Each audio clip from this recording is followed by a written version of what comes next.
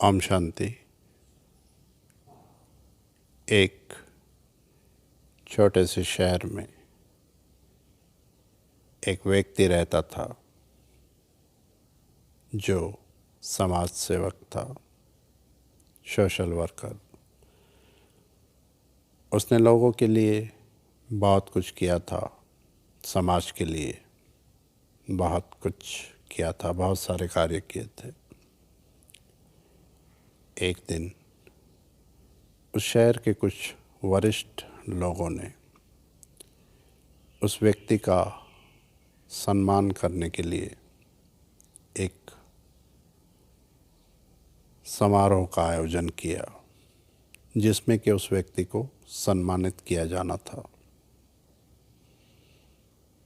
3 दिन के बाद उस व्यक्ति का सम्मान समारोह था और उसके आमंत्रित करने के लिए, उसे आमंत्रण देने के लिए कुछ उस शहर के वरिष्ठ लोग, जाने माने लोग उस व्यक्ति के घर पे गए और उसे बताया। 2 मिनट के लिए वो व्यक्ति सोच में पड़ गया। फिर उसने बड़ी नम्रता से कहा कि मुझे बड़ी खुशी हुई ये सुनकर कि आप लोग मेरा सम्मान करना चाहते हैं, लेकिन इस समारोह को आप 3 दिन के बाद नहीं बल्कि 1 महीने के बाद रखें, क्योंकि अभी मैं इसके लिए प्रिपेयर नहीं हूँ। सब ने उसकी बात मान ली और 1 महीने के लिए उस सम्मान समारोह को पोस्टपोन कर दिया गया, डिले कर दिया गया। समय बीतने लगा। 1 दिन, 2 दिन, 4 दिन, 8 दिन, 10 दिन, 28 दिन बीत गए। 2 दिन के बाद वो समारोह होना था। तब वो समाज सेवक उन लोगों के पास गया और उसने कहा कि आप इस समारोह को कैंसिल कर दें। बहुत नम्रता से उसने ये निवेदन किया। लोगों को आश्चर्य हुआ कि पहले जब हम आपके पास आए तो आपका सम्मान समारोह 3 दिन के बाद होना था, तब आपने कहा कि इसे 1 महीने के बाद रखें। हमने वैसा ही किया। अब आप कह रहे हो कि इसे कैंसिल कर दें, क्यों? लोगों के मन में प्रश्न आना स्वाभाविक था। तब उस व्यक्ति ने कहा कि जब आप पहली बार मेरे पास आए तब तक मैं भी यही सोचता था कि मैं एक अच्छा व्यक्ति हूँ।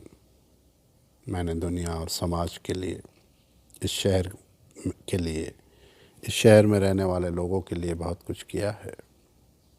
और जब आप लोग मेरे पास आए तो मुझे बड़ी खुशी हुई ये सुनकर कि मेरा सम्मान होने वाला है। 1 महीने का समय मैंने इसलिए मांगा क्योंकि मैं ये जानना चाहता था कि लोग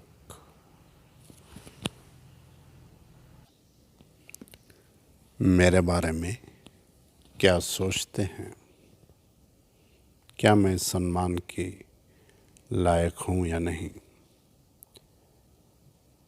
तो मैंने एक काम किया। मैंने कुछ लोगों को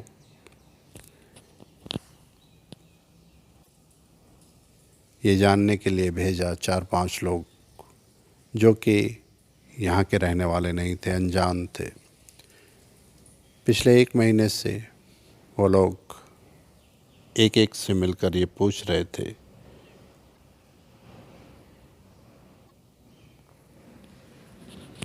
मेरे बारे में। सभी से मिले, सभी की राय मैंने जानी और मैं इस नतीजे पे पहुंचा कि मैं इस सम्मान का हकदार नहीं हूँ, क्योंकि मेजॉरिटी लोग, ज़्यादातर लोग आज भी मुझे अच्छा इंसान नहीं समझते और दिल से मेरा सम्मान नहीं करते। बहुत से लोग मुझसे नाराज़ है, उनमें से कुछ लोग वो भी हैं जो मेरा सम्मान करना चाहते हैं।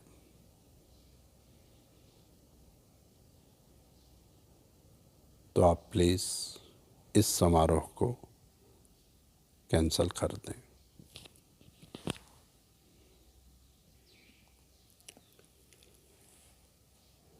स्वयं को दूसरों की नज़र से देखना, अपने आप को दूसरों की नज़र से देखना। हर व्यक्ति अपनी नज़र में परफेक्ट है। मैं अपनी नज़र में परफेक्ट हूँ। मेरे द्वारा किया हुआ हर कार्य परफेक्ट है। मैं बहुत सेंसिटिव हूँ, बहुत भावुक हूँ। मैं बाबा का बहुत अच्छा बच्चा हूँ। मैं ज्ञान, योग, सेवा, धारणा चारों ही सब्जेक्ट में सबसे आगे हूँ। मैं मिलनसार हूँ। मैं लोगों के साथ बहुत अच्छा बिहेवियर करता हूँ, यहाँ तक कि लोग मेरी तारीफ़ भी करते हैं मेरे सामने। ये सब बाहरी रूप है। लोग एक्चुअल में मेरे बारे में क्या सोचते हैं, ये जानना बहुत ज़रूरी है। हम राजयोग की पढ़ाई पढ़ रहे हैं, जिससे कि हम राजाओं के राजा बनेंगे। हमारा लक्ष्य है राजा बनना, महाराजा बनना, और राजा बनने के लिए जो क्वालिटीज़ होनी चाहिए, क्या वो मेरे अंदर है? क्योंकि जो संस्कार मेरे होंगे अभी, वही संस्कार मैं लेकर जाऊंगा और वही संस्कार लेकर मैं सतयुग में आऊंगा।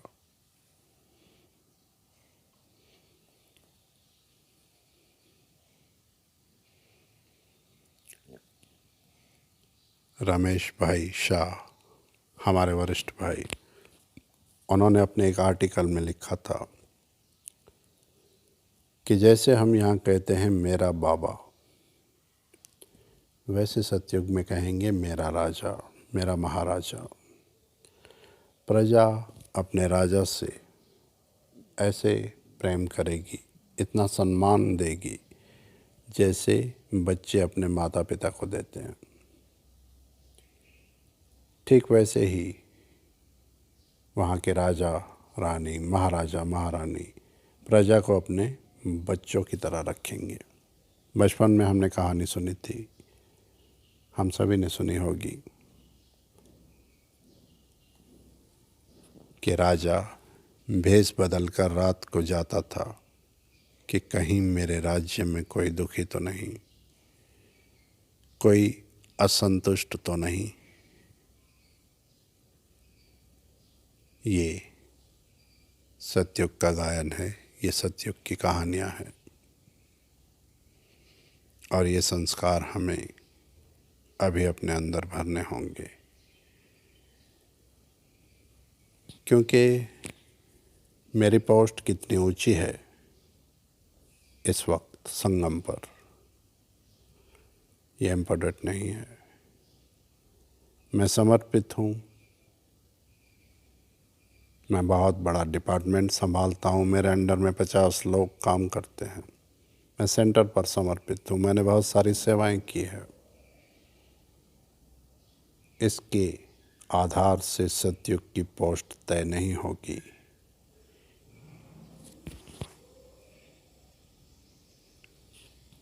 बल्कि मैं कितना अच्छा लीडर हूँ इसके आधार से तय होगी। मेरे अंडर में काम करने वाले, सेवा करने वाले, उनके साथ मेरा बिहेवियर कैसा है। क्या मैं उन्हें अपने बच्चों की तरह, अपने परिवार के सदस्यों की तरह पालना दे रहा हूँ।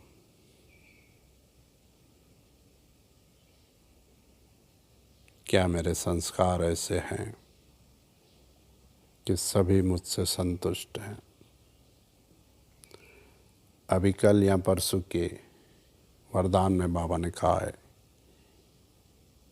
कि सभी से सर्टिफिकेट लेना है। बाबा ने कई मूल्यों में कहा है सभी हमसे संतुष्ट हो, और हम सभी से 4 प्रकार की संतुष्टता बाबा ने बताई। स्वयं से संतुष्ट, बाबा हमसे संतुष्ट, ब्राह्मण परिवार से संतुष्ट, ब्राह्मण परिवार हमसे, और ड्रामा से। जो ड्रामा के राज को जानता है वो कभी नाराज नहीं होता। क्या हम सबसे संतुष्ट रहते हैं और सभी हमसे संतुष्ट हैं? क्या मुझ में एक लीडर के संस्कार हैं? एक संगठन चाहे 10 लोगों का हो या 10,000 लोगों का, क्या मैं उन्हें प्यार से हैंडल कर सकता हूँ? क्या सभी मुझसे संतुष्ट रहते हैं, रह सकते हैं? ये सवाल अपने आप से, लोगों की नज़र से ख़ुद को देखना एक बहुत बड़ा आर्ट, बहुत बड़ी कला है।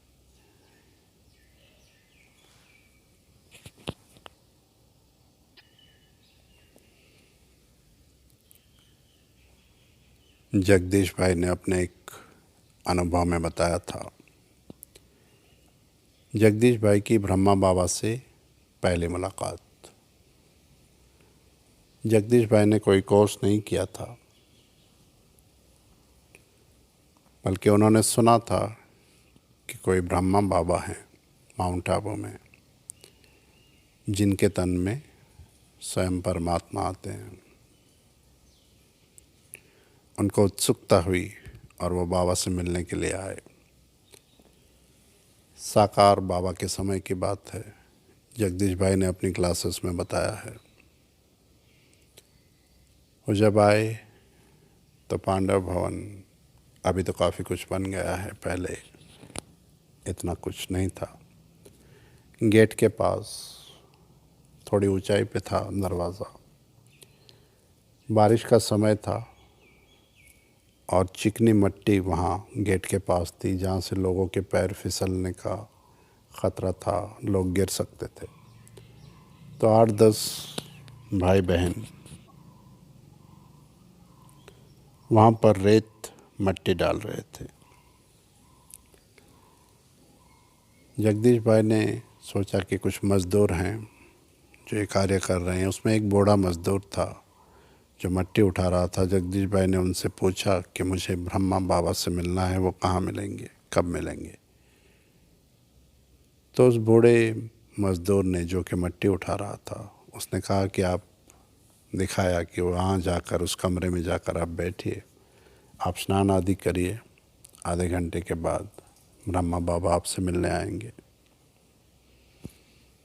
वो व्यक्ति जगदीश भाई वहाँ जाकर बैठे। कोई आधे घंटे के बाद ब्रह्मा बाबा वहाँ आए और जगदीश भाई ने अपनी क्लास में बताया कि मैं आश्चर्य में पड़ गया। वो व्यक्ति कोई और नहीं बल्कि वही मज़दूर था जो मिट्टी उठा रहा था। ये जगदीश भाई की ब्रह्मा बाबा से पहली मुलाकात। जगदीश भाई को सभी जानते हैं। ज़्यादातर यज्ञ का जितना भी लिटरेचर है उसमें से 90% जगदीश भाई ने लिखा है। बाबा ने उन्हें बहुत बड़े बड़े टाइटल दिए हैं। शिव बाबा ने स्वयं।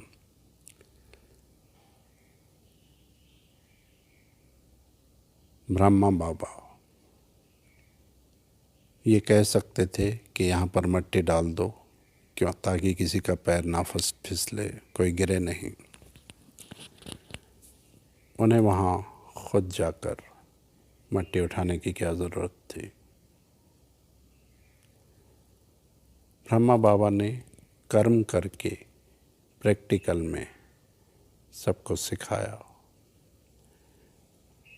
और जगदीश भाई ने बताया कि इस बात का बहुत गहरा प्रभाव उन पर पड़ा कि जिनके तन में स्वयं भगवान आते हैं वो मज़दूरों के साथ मिट्टी उठा रहे हैं। लीडरशिप वो नहीं कि मैं लोगों से कहूँ जाओ ये काम कर दो। वो लोग मेरे अंडर में हैं, मेरी बात मानेंगे, चाहे वो सेवादारी हैं या किसी भी फील्ड में हैं। लोग बात मेरी ज़रूर मानेंगे क्योंकि मेरी पोस्ट उनसे ऊंची है। मैं ऑर्डर देने की पोस्ट पर हूँ, मैं ऑर्डर दे सकता हूँ, लेकिन क्या वो लोग दिल से मेरी बात मानते हैं? इम्पोर्टेंट ये नहीं है कि मेरी पोस्ट कितनी ऊंची है यहाँ पर। इम्पोर्टेंट ये है कि मेरी पालना कैसी है। क्योंकि राजा रानी सतयुग में वो बनेंगे जो यहाँ पर लोगों को, संगठन को बाबा की तरह पालना देना जानते हैं। सभी से मैं संतुष्ट और सभी मुझसे संतुष्ट, चाहे कितना भी बड़ा संगठन हो।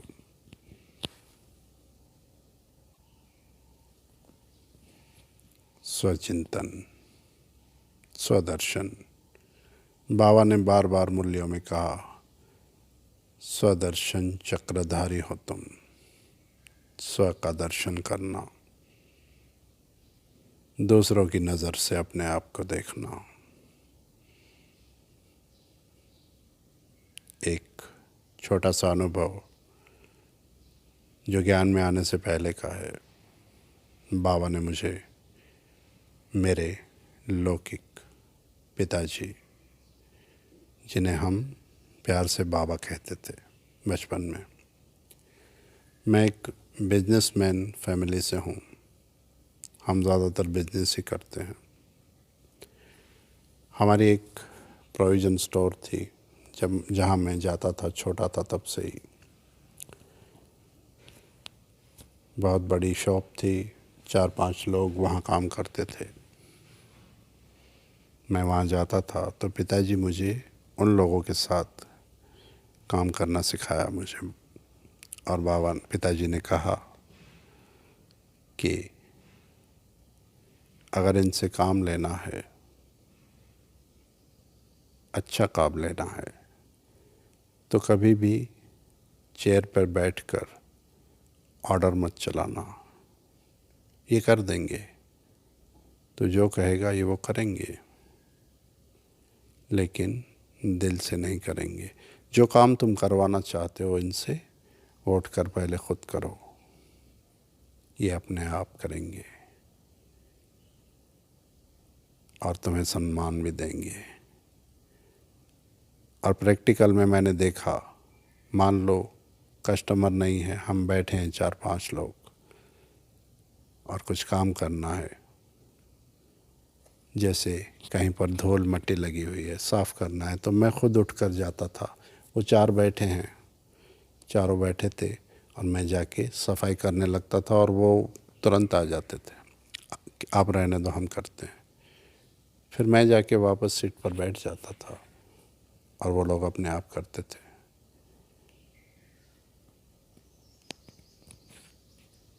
मैं भोजन जब भी करता था वहाँ दुकान पर, शॉप पर, उन लोगों के साथ, उन्हें ये ना लगे कि मैं किसी भी तरह से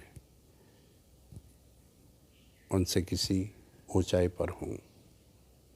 उन्हें ये ना लगे कि हम ये इस दुकान का, इस शॉप का मालिक है और हम यहाँ पर काम करते हैं। ये चीज़ मुझे पिताजी ने सिखाई थी। ज्ञान में आने के बाद सोमनाथ गुजरात में मैं एक होटल मैनेजमेंट में था। पहले दिन जब मैं ड्यूटी पे जा रहा था ज्वाइन करने, तो उस होटल के ओनर ने मुझे बताया, 5 स्टार होटल थी, 110 लोगों का स्टाफ था, कि जाकर मीटिंग ले लेना, पहले एक मीटिंग करना और सबकी छोटी छोटी गलतियाँ दिखाना, बताना। होटल मैनेजमेंट में अक्सर ये सिखाया जाता है, छोटी छोटी गलतियाँ निकालना, ताकि उन्हें लगे कि तुम उनसे बेटर हो, तुम लीडर हो और तुम उनसे उनकी छोटी से छोटी गलती पकड़ लेते हो। मैं गया, कोई 8-10 महीने में वहाँ पे रहा। जब मैं वो जॉब छोड़ के आ रहा था, मुझे मधुबन आना था, तो वो सभी, पूरा स्टाफ, 110 लोगों का स्टाफ, वो सभी रो रहे थे। तब मैंने उस हमारे जो ओनर थे उनसे कहा था कि आपने मुझे पहले दिन एक बात बताई थी कि इन्हें ये रियलाइज़ कराना कि तुम लीडर हो, तुम मैनेजमेंट में हो। मैंने कहा मैंने ऐसा कुछ भी नहीं किया। अगर मैंने ऐसा किया होता तो ये आज रो नहीं रो रहे होते, बल्कि खुश हो रहे होते। बल्कि मैंने इनको डराया नहीं, बल्कि इन्हें प्यार दिया, बहुत सम्मान दिया, बहुत प्यार से रहा मैं इनके साथ। आज ये इसलिए रो रहे हैं। मुझे कभी पानी मांगने की ज़रूरत नहीं पड़ी, वो लोग मुझे ला देते थे।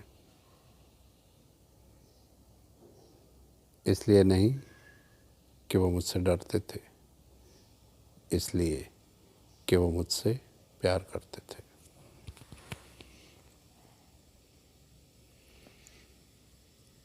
तो मैं कितना अच्छा लीडर हूँ, ये जानने के लिए लोग मेरे बारे में क्या सोचते हैं, ये जानना बहुत ज़रूरी है। मेरे सामने नहीं, बल्कि मेरी गैर मौजूदगी में लोग क्या मेरी तारीफ़ करते हैं। अगर हाँ, तो मैं एक अच्छा लीडर हूँ।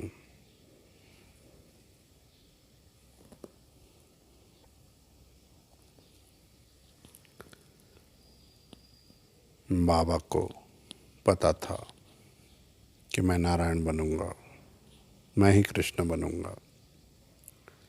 मामा को पता था, फिर भी उन्होंने इतना पुरुषार्थ किया, एक एक बच्चे को पालना दी। दादी गुलजार ने अपनी एक क्लास में बताया था कि जैसी हमारी पालना हुई, दादियाँ बहुत छोटी थी जब आई थी ज्ञान में, कि हमारी ऐसी पालना हुई जैसे किसी प्रिंसेस की होती है, जैसे किसी राजा महाराजा के बच्चों की होती है, क्योंकि बाबा में वो राजा वाले संस्कार थे। भले बेघर ही पाठ आया, तब भी बाबा ने अपने बच्चों को प्यार से, बहुत केयर करके, बहुत प्यार दे के उन्हें पाला। इम्पोर्टेंट ये नहीं है कि मेरे पास बहुत सारी सुख सुविधाएं हो, बहुत सारी फैसिलिटीज़ मैं अपने अंडर में रहने वाले लोगों को दूं। इम्पोर्टेंट ये है कि मैं उन्हें प्यार कितना देता हूँ और वो मुझे कितना प्यार देते हैं। बाबा ने कहा है देना ही लेना है, तो पहले देना होगा। देने से अपने आप मिलने लगेगा और मिलता ही है, और ये हमारे संस्कार भी बन जाते हैं।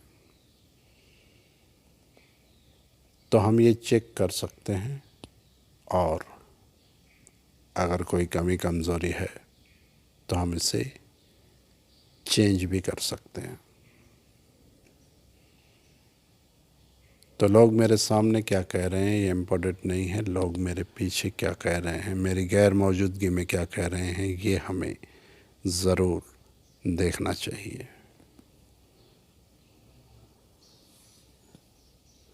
फिर ज्ञान, योग, सेवा और धारणा। क्या मेरे पास यथार्थ ज्ञान है?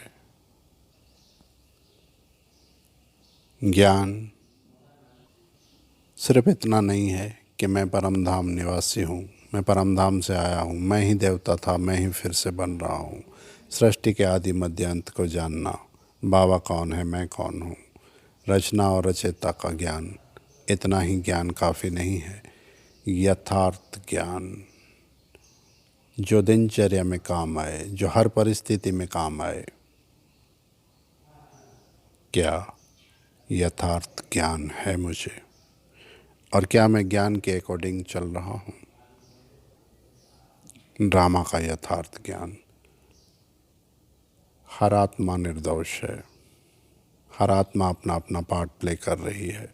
जैसे एक मूवी में कोई हीरो होता है, कोई विलन होता है, कोई कॉमेडियन होता है, असल में वो नहीं होते, बल्कि वो एक पार्ट प्ले कर रहे हैं। वैसे ही आत्मा अपना पार्ट प्ले कर रही है, और इस वक्त मेरे सामने जो कुछ भी आ रहा है वो मेरे अपने कर्म हैं। तो मैं परिस्थितियों को कैसे पार करता हूँ, कैसे फेस करता हूँ, मैं लोगों को कैसे फेस करता हूँ, ये है ड्रामा का यथार्थ ज्ञान, जो दिनचर्या में एक एक सेकंड, एक एक पल में मुझे काम आए। योग। बाबा ने कहा है योग से विक्रम विनाश होंगे, याद से विक्रम विनाश होंगे। क्या मेरा योग ऐसा है जो अंतिम समय में सामने लाशों के ढेर हो, खून की नदियां बह रही हो, और मैं बाबा से कनेक्ट हो जाऊं, और मैं हज़ारों लाखों लोगों को अपनी शक्तिशाली स्थिति से सकाश दे सकूं? क्या मेरा योग ऐसा है? सेवा। सेवा के सूक्ष्म रूप। बाबा ने कई बार कहा है तीनों ही तरह की सेवा एक साथ करो, मनसा वाचा कर्मणा।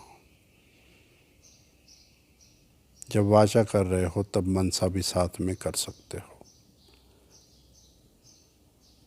कर्मणा भी कर सकते हो। किसी को ज्ञान समझाते हुए छोटे मोटी सेवा कर्मणा भी कर सकते हो, और मनसा से उस व्यक्ति को शक्तिशाली बना सकते हो, उस व्यक्ति में शक्तियाँ भर सकते हो। लेकिन उससे पहले मेरी मनसा शक्तिशाली हो। लास्ट में जब वाचा और कर्मणा का समय नहीं रहेगा, तब हमें सिर्फ मनसा सेवा करनी है। क्या मैं मन के द्वारा कहीं भी पहुंच सकता हूं? 3 तरह से हम लोगों तक पहुंच सकते हैं। एक, शब्दों के ज़रिए। मैंने कुछ कहा, सामने वाले ने सुना, उसे अच्छा लगा, उसने रिएक्ट किया, बहुत अच्छा लगा। स्पर्श, एक छोटा बच्चा अपनी माँ के स्पर्श को पहचानता है। उसे ये नहीं पता कि ये मेरी माँ है, लेकिन उस स्पर्श में जो अपनापन है वो उसे पहचानता है। हम किसी व्यक्ति को स्पर्श कर दें और उसे अनुभव हो कि ये कोई फरिश्ता है,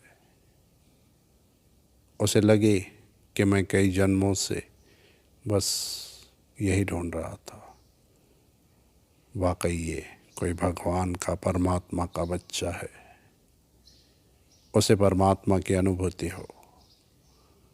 दूसरा तरीका स्पर्श, और तीसरा दृष्टि। क्या मेरी दृष्टि में इतना जादू है, इतना पावर है, इतनी शक्ति है कि मैं बिना बोले सामने वाले का परिवर्तन कर दूं?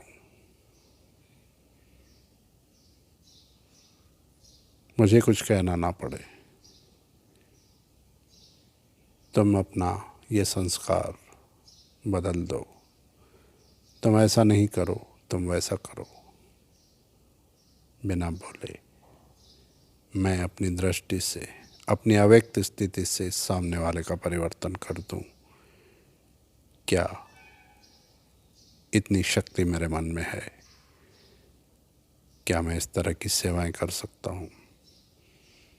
मान लो मैं कहीं जा रहा हूँ, मैं कुछ भी नहीं कर सकता, कहीं ट्रैवल कर रहा हूँ, वहाँ मुझे कोई काम नहीं है, कोई जानता नहीं है, कोई मुझसे बात नहीं कर रहा है, लेकिन मैं अपनी मनसा से उस ट्रेन के पूरे कंपार्टमेंट को परमात्मा की अनुभूति करा दूँ।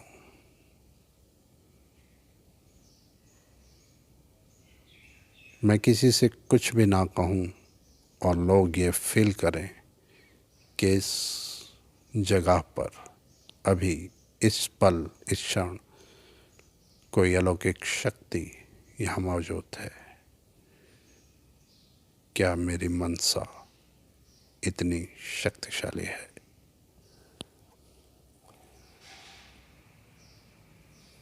धारणा। धारणाएं कई प्रकार की है।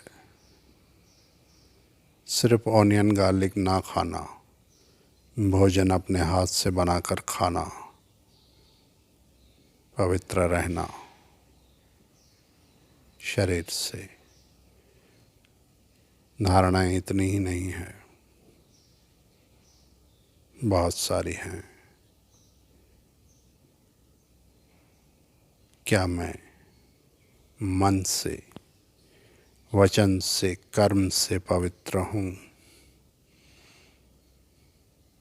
मैं अपने हाथ से भोजन बनाता हूँ और क्या उसमें इतनी शक्ति है कि वो भोजन कोई खा ले तो उसे लगे कि जैसे वो कोई प्रसाद खा रहा है? कोई नॉन बीके, कोई अनजान व्यक्ति अगर उस भोजन को खा रहा है तो उसे लगे उसके ज़रिए परमात्मा शक्ति का उसे अनुभव हो। क्या मेरी धारणाएं ऐसी है? सिर्फ ब्रह्मचर्य नहीं, क्या मेरा ब्रह्मचर्य है? क्या मेरा एक एक कदम ब्रह्मा बाबा को फॉलो करने वाला है? क्या मैं एक एक श्रीमत को फॉलो कर रहा हूँ? ये चेक कर सकते हैं हम खुद। ज्ञान, योग, सेवा, धारणा। धारणाएं में बहुत सारी बातें आती है। धारणाओं में अमृत वेला उठने से लेकर रात को सोने तक मेरी दिनचर्या कैसी है? क्या मेरे चलने से, फिरने से किसी को प्रेरणा मिल रही है? क्या लोग मेरे जैसा बनना चाहते हैं या लोग मुझसे दूर होना चाहते हैं? मेरे साथ रहकर भी लोग ये इंतज़ार तो नहीं करते कि ये यहाँ से कब जाए, या लोग मेरा इंतज़ार करते हैं।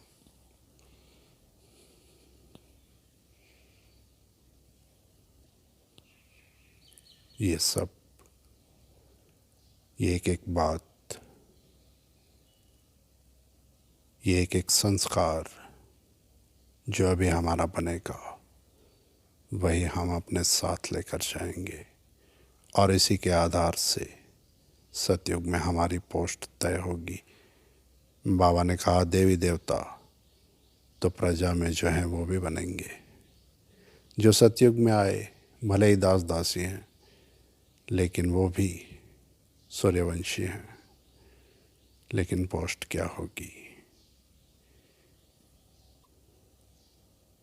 हम खुद देख सकते हैं, चेक कर सकते हैं कि मेरी पोस्ट क्या होगी। बाबा ने कई मुरलियों में कहा है कि अपनी आज की अवस्था से तुम जान सकते हो कि सतयुग में तुम्हारी पोस्ट क्या होगी। बाबा तो लास्ट में सभी को दिखाएगा, लेकिन हम तो अभी ही जान सकते हैं। बाबा ने किसी को नहीं बताया कि तुम क्या बनोगे, सिवाय मामा बाबा के।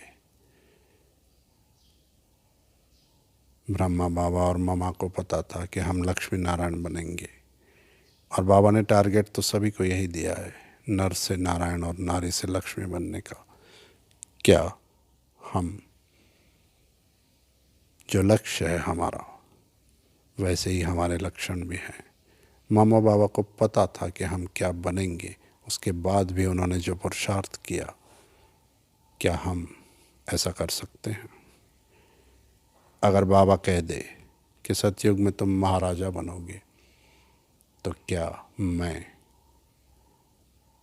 पुरुषार्थ करूँगा? क्या वो संस्कार मेरे अंदर आने लगेंगे, या मैं आराम से सो जाऊँगा? जब महाराजा बनने ही वाला हूँ तो फिर हाँ, पुरुषार्थ करने की क्या ज़रूरत है? अमृत वेला उठने की फिर क्या ज़रूरत है? जब बनूंगा महाराजा, ये तो तय हो गया ना। अच्छा, फिर भी उठना है। Very good. तो हम अभी ये जान सकते हैं कि सतयुग में हमारी पोस्ट क्या होगी। ये हम अभी अपने संस्कारों के आधार से जान सकते हैं, और उसके लिए हमें अपने आप को दूसरों की नज़र से देखना होगा। अगर अपने संगठन से मुझे 100% मार्क्स मिलते हैं, तो डेफिनेटली मेरी पोस्ट बहुत ऊंची होगी, वरना प्रजा तो ढेरों बननी है वहाँ। अपने आप को दूसरों की नज़र से देखना एक बहुत बड़ा आर्ट है, एक बहुत बड़ी कला। ओम शांति।